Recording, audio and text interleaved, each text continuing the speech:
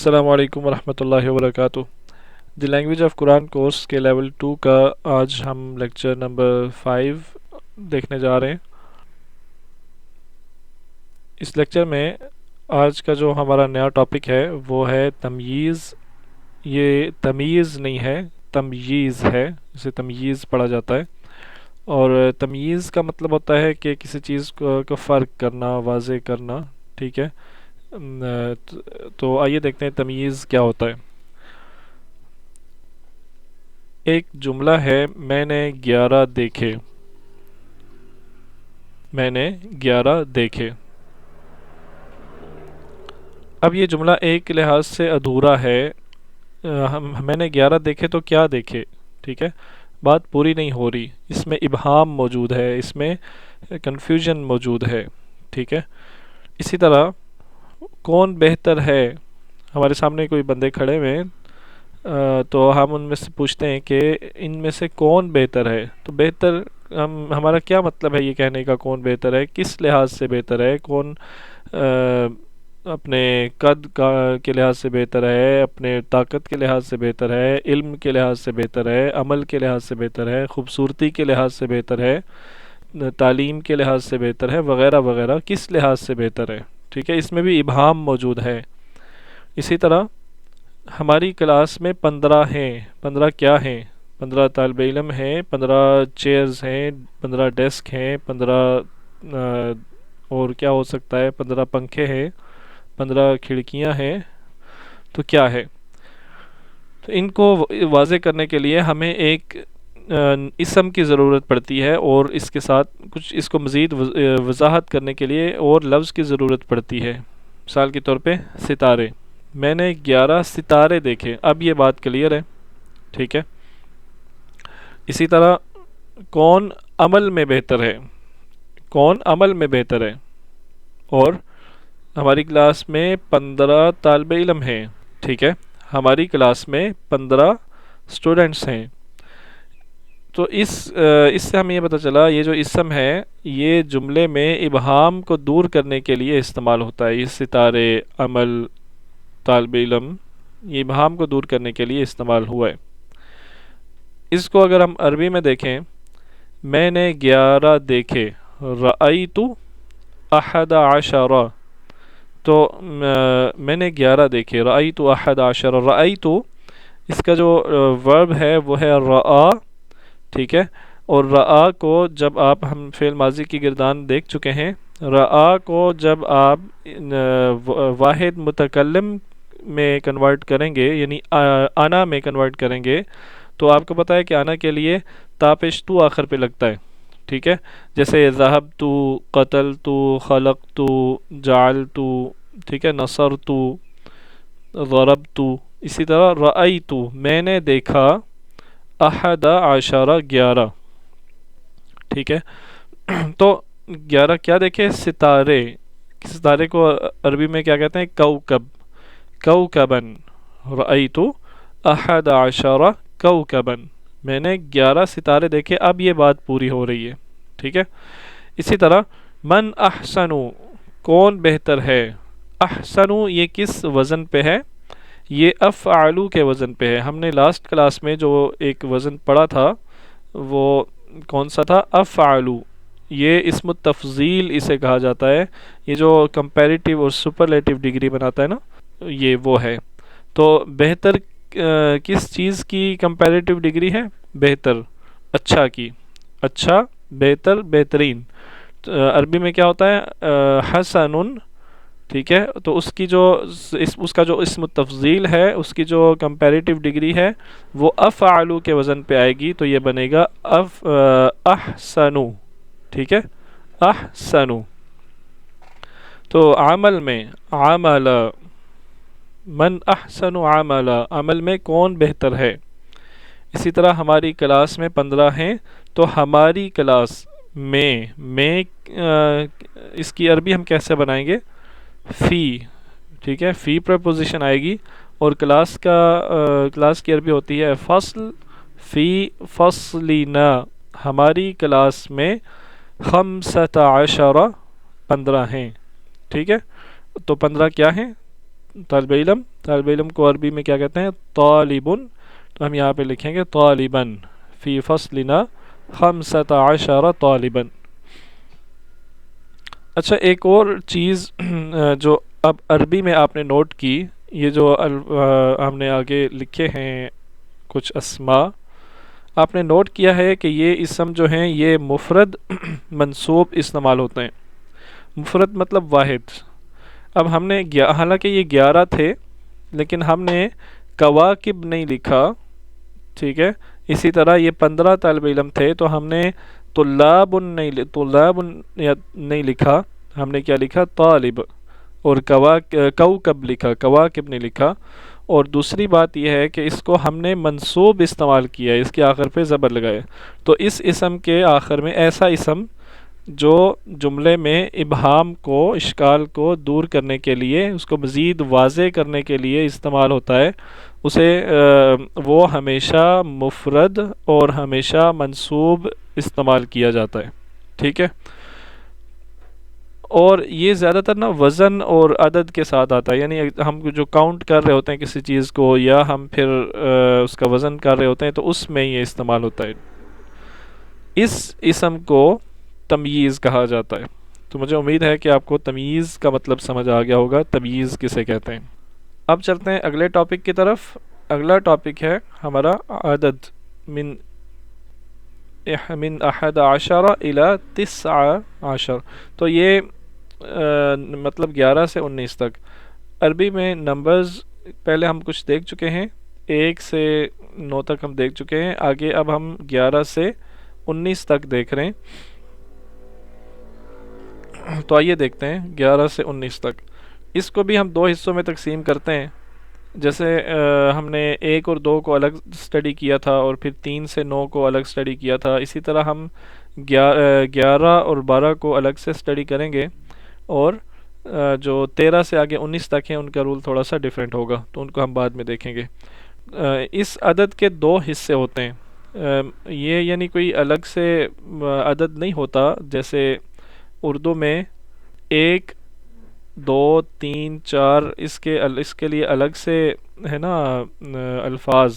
اسی طرح 11 12 13 اردو میں تو ہر عدد کے لیے الگ لفظ ہے، ایک مستقل لفظ ہے اس کے لیے نا. لیکن عربی میں اب ہم 1 اور 10 کو ملائیں گے نا تو یہ 11 بن جائے گا. مطلب 11 1 اور 10 11 ہو گئے، 12 یہ 12 ہو گئے. اسی طرح 13 یہ 13 ہو گئے، 3 اور 10 13 ہو گئے. تو عربی میں عدد اس طرح بنتے ہیں. اب کیونکہ 10 کے بعد یہ پیل کی صورت میں آتا ہے تو اس کے 2 حصے ہوتے ہیں عدد کے، ٹھیک ہے. 11 ایک حصہ احدہ ہو گیا اور دوسرا حصہ عشرہ. اور یہ مبنی ہوتے ہیں. مبنی کا کیا مطلب ہوتا ہے؟ کہ یہ فکسڈ ہوتے ہیں، یہ اپنی شیپ چینج نہیں کرتے، ٹھیک ہے. ان کی شکل و صورت تبدیل نہیں ہوتی، اس لیے یہ مبنی ہوتے ہیں. اور اس کا جو معدود ہے وہ تمییز کے طور پہ آتا ہے. معدود کیا ہوتا ہے؟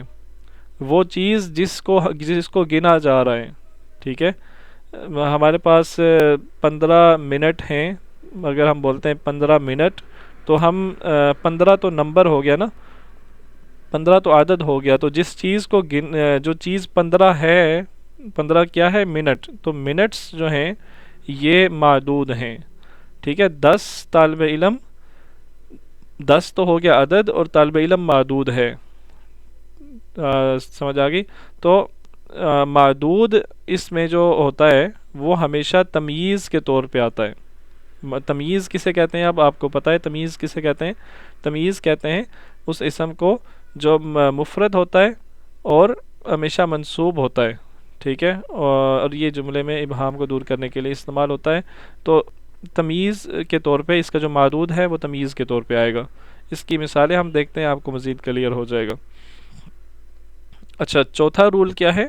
کہ اس کے جو دونوں حصے ہیں، مطلب عدد کے دونوں حصے 11 یہ دونوں حصے معدود کے مطابق ہوتے ہیں، معدود جیسے ہوتے ہیں. کس چیز میں معدود جیسے ہوتے ہیں؟ تذکیر و تانیث میں. یعنی اگر معدود مؤنث ہے جیسے طالباً، طالب علم مذکر ہے. اگر معدود مذکر ہے جیسے طالباً طالباً مذکر ہے نا، تو اس کا جو عدد ہے وہ بھی مذکر استعمال ہوگا، اس کے دونوں حصے مذکر آئیں گے، احد عشر، ٹھیک ہے.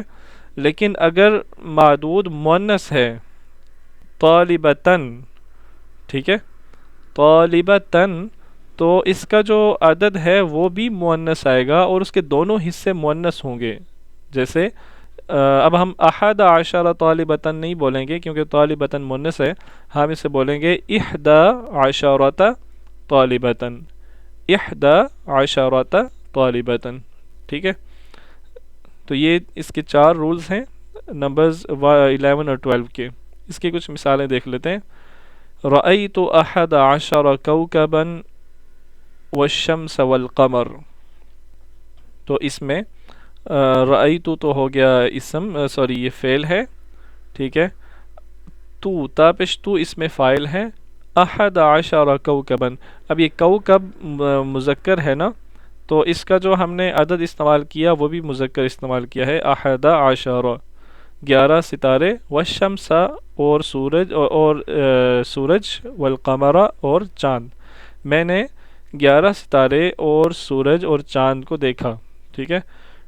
یہ حضرت یوسف علیہ السلام جو اپنی خواب بیان کر رہے تھے اپنے والد سے، یہ اس کا ذکر ہے. اچھا، اس کے بعد ایک اور مثال دیکھیں. ان عدت الشہور عند اللہ 12 شہرا، 12 شہرا. ان یہ اس میں آپ دیکھیں شہر یہ مذکر ہے، ٹھیک ہے، تو اس کے لیے جو ہم نے عدد استعمال کیا وہ بھی مذکر استعمال کیا، اثنا استعمال کیا، اثنتا نہیں کیا، ٹھیک ہے. تو بے شک مہینوں کی تعداد عند اللہ، عند اللہ اللہ کے نزدیک 12 مہینے ہیں، 12 ہیں، ٹھیک ہے. 12 کیا ہیں؟ مہینے. تو مہینہ جو یہ شہرن جو ہے یہ تمییز کے طور پہ آ رہا ہے، دیکھیں مفرد اور منصوب استعمال ہو رہا ہے، یہاں بھی کوکب مفرد اور منصوب ہے. منہا 4 حرم، اس میں، منہا اس میں سے، 4 حرم حرمت والے ہیں. فی بیتی 11 نافذۃ. اب نافذۃ کیونکہ مؤنث تھا تو اس لیے ہم نے اس کا جو عدد استعمال کیا ہے وہ مؤنث استعمال کیا ہے. اب ہم نے 11 نہیں لکھا بلکہ 11. یہ اس کے عدد کے جو دونوں حصے ہیں نا، یہ آپ نے اس پوائنٹ پہ فوکس کرنا ہے کہ عدد کے دونوں حصے مؤنث ہیں. یعنی اس کا پہلا حصہ 11 کو بھی مؤنث بنایا 11، اور دوسرا حصہ 10 کو بھی مؤنث بنایا 10، ٹھیک ہے. ایک اور مثال دیکھیں. فن فجرت من حسنتا 10 عینا. اب اس میں آپ دیکھیں عین، اس یہاں سے ہمیں پتہ چلتا ہے کہ یہ عین لفظ جو ہے یہ مؤنث استعمال ہوتا ہے. عینن چشمے، عین کا مطلب ہوتا ہے چشمہ، عین کا مطلب آنکھ بھی ہوتا ہے. تو کیونکہ یہ مؤنث ہے تو اس لیے ہم نے اس کا جو عدد استعمال کیا ہے وہ بھی مؤنث استعمال کیا، ٹھیک ہے. 12، تو اس سے پھوٹ نکلے 12 چشمے. اچھا، اب ہم دیکھتے ہیں 13 سے 19 تک. اس کے جو پہلے 3 رولز ہیں وہ تو وہی ہیں. عدد کے 2 حصے ہوتے ہیں، ٹھیک ہے، یہ مبنی ہوتا ہے، اور اس میں بھی معدود جو ہے وہ تمییز کے طور پہ آتا ہے. لیکن ایک رول میں ڈفرینس ہے، یہ آپ کو ذرا غور سے سننا پڑے گا، غور سے سمجھنا پڑے گا. عدد کے 2 حصے ہوتے ہیں نا، جیسے 13، 14، 15، یہ 2 حصے ہیں نا. تو ان دونوں حصوں کی جو تذکیر و تانیث ہے وہ کیسے ہوگی؟ جو تو 11 سے 12 تک تھا نا، اس میں تو دونوں حصوں کی تذکیر و تانیث جو معدود تھا اس کے مطابق ہوتی تھی نا. لیکن اس میں تھوڑا سا فرق ہے. جو پہلا حصہ ہے، یعنی مثال کے طور پہ اگر 13 ہے، 13 ہے، تو پہلے حصے کی جو تذکیر و تانیث ہے وہ معدود کے الٹ ہوگی، معدود جیسی نہیں ہوگی بلکہ اس کے الٹ ہوگی. مثال کے طور پہ اگر ہم کہتے ہیں کہ اگر ہم مثال کے طور پہ کہتے ہیں کہ مسجد کے 12 یا 12 تو نہیں 13 یا 13 کہہ لیں، 13 دروازے ہیں، مسجد کے 13 دروازے ہیں. تو 13 دروازے کیسے بولیں گے ہم؟ اب باب کیونکہ مذکر ہے نا، باب مذکر ہے، تو عدد کا جو پہلا حصہ ہے یعنی ثلاثہ، اس کو ہم مؤنث استعمال کریں گے. عدد کا پہلا حصہ مؤنث استعمال کریں گے، یعنی ثلاثہ نہیں، ثلاثتا. اور اس کا جو دوسرا حصہ ہے اس کو ہم معدود کی طرح استعمال کریں گے، جیسا معدود ہے، یعنی معدود مذکر ہے نا، تو دوسرے حصے کو ہم مذکر ہی رکھیں گے، اس کو مؤنث نہیں بنائیں گے. ٹھیک ہے، تو یہ بنے گا ثلاثتا عشر بابن، ثلاثتا عشر بابن. ٹھیک ہے، اگر یہی باب کی جگہ نافذتن ہوتا تو نافذتن آپ دیکھیں کیونکہ یہ مؤنث ہے تو ہم جو پہلا حصہ ہے اس کو مذکر رکھیں گے. یہ مؤنث ہے تو پہلے حصے کو مذکر رکھیں گے، یعنی ثلاثہ، ثلاثہ. اور جو دوسرا حصہ ہے اس کو ہم مؤنث معدود کے مطابق بنائیں گے، یعنی اس کو مؤنث بنائیں گے، ثلاثہ عشرۃ نافذتن. آئیے اس کی کچھ مثالیں دیکھتے ہیں. فی فصلنا اربعۃ عشر طالبا. اب کیونکہ معدود جو ہے وہ مذکر تھا اس لیے ہم نے پہلے حصے کو مؤنث رکھا ہے. الٹ ہوگا، اگر معدود مذکر ہے تو پہلا حصہ مؤنث، اگر معدود مؤنث ہے تو پہلا حصہ مذکر. تو اربعہ کے بجائے اربعۃ عشرہ. تو عشرہ جو ہے دوسرا حصہ یہ معدود کے مطابق ہوگا. معدود مذکر ہے تو اس کا جو دوسرا حصہ ہے اس کو بھی ہم مذکر رکھیں گے، عشرہ، عشرۃ نہیں بنائیں گے.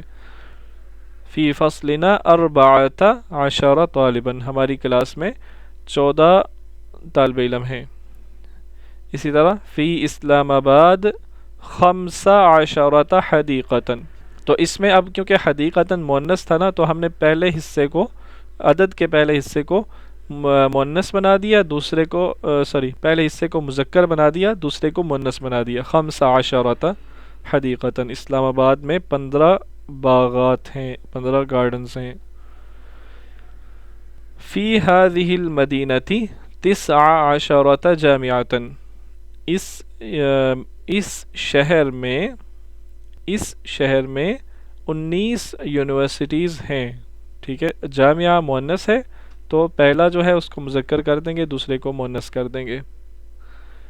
اچھا، اسی طرح فی هذا الکتاب 13 درسا، 13 درسا.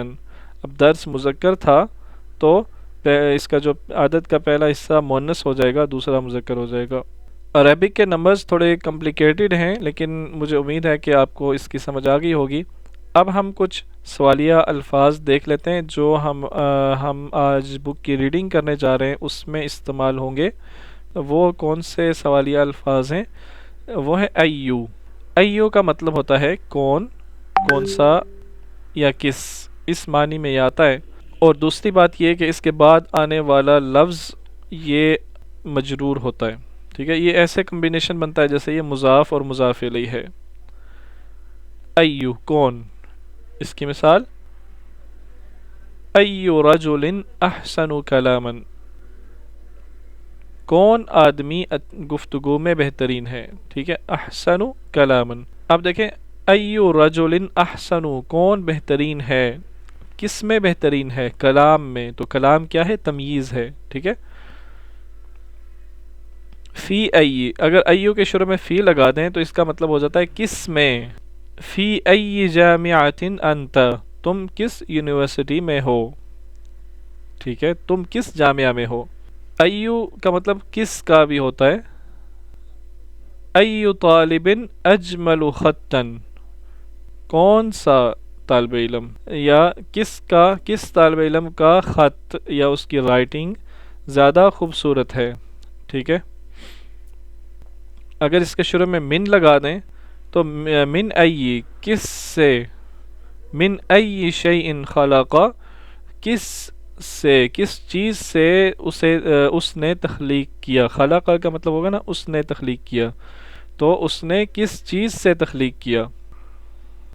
ایک اور جو سوالیہ لفظ استعمال ہوتا ہے، سوال کا انداز استعمال ہوتا ہے، وہ ہے نفی میں سوال. ٹھیک ہے، یا ہم ہم کسی سے پوچھتے ہیں نا کیا تم نے کھانا کھایا. ایک سوال کرنے کا یہ طریقہ ہے. ایک سوال کرنے کا یہ طریقہ ہے کیا تم نے کھانا نہیں کھایا.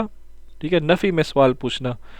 الیسا کذالک، کیا ایسا نہیں ہے، کیا، لیسا نہیں، کذالک ایسا، ٹھیک ہے، یا اس طرح، کیا اس طرح نہیں ہے.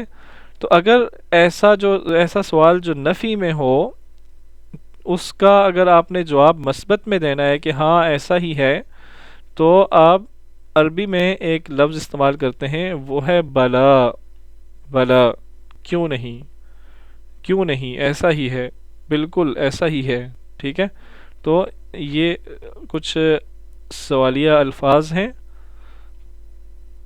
آج کا ہمارا لیکچر اتنا ہی تھا. اب ہم چلتے ہیں بک کی ریڈنگ کی طرف. آج ہم نے لیسن نمبر 3 کی ریڈنگ کرنی ہے.